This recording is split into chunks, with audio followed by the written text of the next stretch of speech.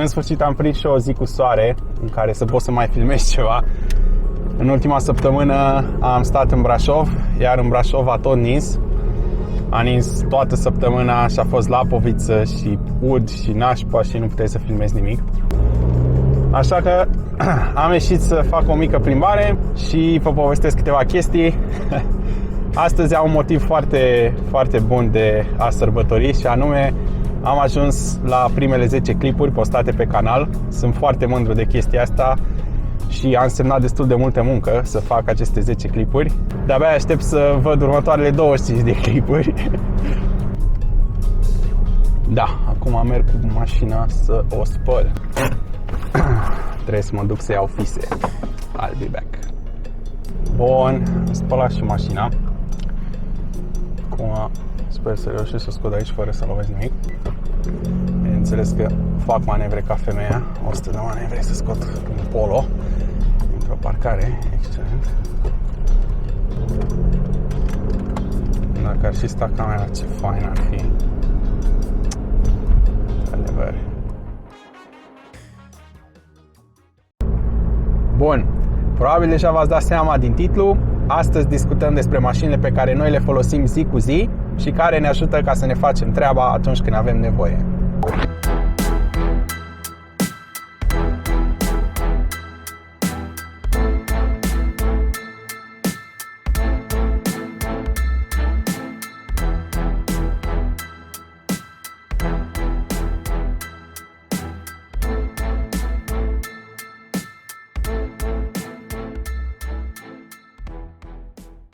Ok, după cum ați văzut, eu am Volkswagen Polo 1.4 TDI. Sunt foarte mândru de mașina asta. O am de vreo 3 ani și jumătate. M-am folosit foarte mult de ea. Am mers cu ea prin toată țara, în tot felul de aventuri dubioase. Mașina asta nu m-a lăsat încă niciodată în pană. Sunt foarte mulțumit de ea. Singura chestie care s-a stricat și știam că are defect chiar de când am luat-o este caseta de direcție. Ea curgea de când am luat-o. Am văzut acest lucru și am zis, bă, când o să cadă, o să cadă. Bineînțeles că a căzut exact când coboram un drum de poiană și am rămas fără direcție fix înainte de o curbă de 90 de grade, așa, un ac de păr. A fost o senzație interesantă, însă dacă pui așa un pic mai multă forță, merge în continuare volanul, reușești să iei curba, n-am murit, după cum vedeți. Dar a fost un lucru interesant, o experiență foarte bună.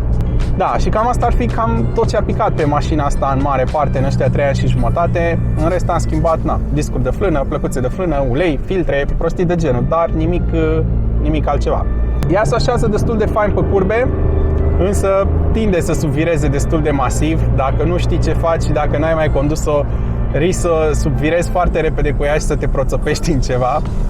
Clar, este o mașină de oraș, este o mașină să te plimbi cu ea așa, în modul civilizat. Nu este o mașină care să mergi foarte tare. Mașina asta de fabrică teoretic are 80 de cai, însă bineînțeles că nu m-am putut stăpâni și am făcut un stagiu 1. Are și EGR off și DPF off, bineînțeles, ca orice diesel care se respectă în România. În ăștia 3 ani și jumătate de când o am, pot să spun că am abuzat mașina asta în toate felurile posibile. Nu mai știe săraca câte a trebuit să îndure din cauza mea. Pentru că nu sunt cel mai civilizat șofer. Bun, haideți acum să vă zic și de ce am ales mașina asta ca prima mea mașină. În primul rând, am vrut o mașină care să fie utilă. Și anume, să coste foarte puțin întreținerea, să consume suficient de puțin cât să-mi permit să merg cu ea destul de mult. Un alt lucru care mi-a plăcut foarte mult este faptul că era bine întreținută, nu avea rugină, motorul mergea foarte bine și încă merge excelent pe mașina asta, chiar și după 3 ani jumate de abuzuri, după cum spuneam. E o mașină cu care poți să te descurci în cam toate situațiile.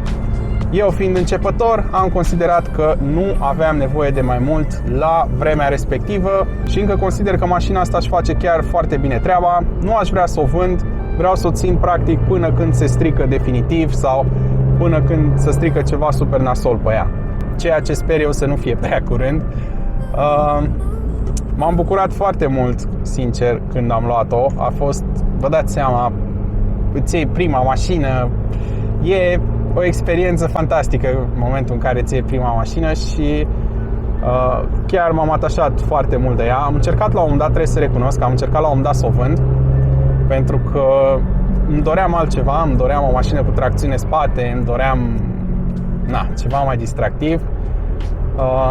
Însă am ajuns ușor la concluzia că trebuie să ai și o mașină cu care să te miști zi de zi și pe care să poți conta în orice condiție, care să fie ușor de condus, ușor de întreținut, să te coste puțin și benzina. Și atunci am hotărât să o păstrez până la adânci bătrâneți, practic. Bun, v-am prezentat așa în linii mari mașina cu care eu merg zilnic și cu care îmi fac treaba destul de des. Haideți acum să discutăm un pic cam care ar fi criteriile principale pe care eu le-aș considera atunci când vreau să-mi iau o mașină să mă ducă din punctul A în punctul B. Sincer, cel mai important lucru este fiabilitatea. Tu trebuie ca să te poți baza pe mașina aia în orice condiție, în orice zi. Trebuie să știi că atunci când te urci în ea și dai cheie, ea pleacă și te duce acolo unde ai treabă, da? Deci fiabilitatea este unul dintre cele mai importante aspecte atunci când vorbim de o mașină de daily drive. Al doilea lucru foarte important pe care trebuie să le iei în considerare este întreținerea mașinii. Și anume, în primul rând, întreținerea trebuie să te coste puțin și să poți să o faci singur acasă. Este foarte important ca tu să poți să-ți întreții mașina singur. Lucrul ăsta contează enorm de mult, deoarece în timp sunt foarte mulți bani care se adună și pe care tu îi dai la un service. Al treilea aspect care îl consider iar foarte important este consumul. Din păcate, noi trăim în România, banii se fac destul de greu aici, mai ales dacă ești corect și nu vrei să dai țeapă la nimeni. Și atunci nu îți permiți ca mașina să-ți consume 10-20%, trebuie să ai o mașină care să-ți consume relativ puțin, mai ales dacă faci un număr foarte mare de kilometri. Eu fac câteva mii de kilometri pe lună, nu-mi convine să am 15% consum pentru că dau faliment. Și atunci, bineînțeles, Polo este foarte binevenit. Am un consum mediu undeva la 5-5,5, bineînțeles la mersul meu de Schumacher.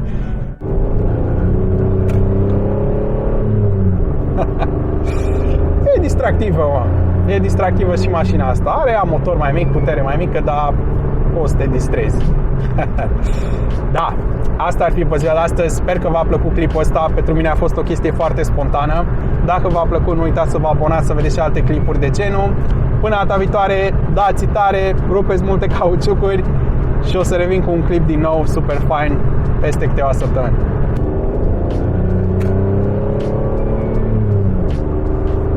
Nu e rea, nu e rea, să știi. Îți faci treaba cu ea. Pa!